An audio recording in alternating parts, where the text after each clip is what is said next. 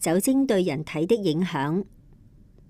所有酒類都含有酒精，酒精含量越高，酒性越烈。酒精有麻醉作用，大量進入人體會影響大腦功能，降低人的判斷和自制能力，使人做出不當的行為。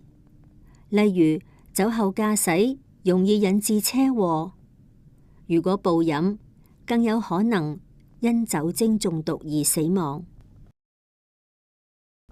酗酒的禍害，長期過量喝酒便是酗酒，酗酒者甚至會患上酒精上癮，越喝越多，無法自制。酗酒會傷害身體，導致記憶力衰退，引致心臟病、肝癌、大腸癌等嚴重疾病。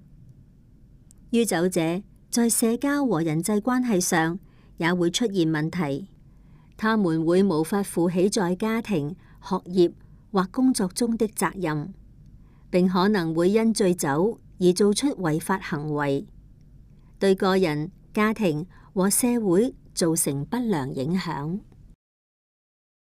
不要喝酒。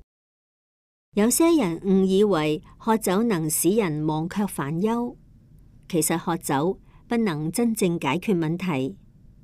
一旦喝酒成癮，便難以戒除，並會危害身心健康。所以我們在任何情況下都應該拒絕喝酒。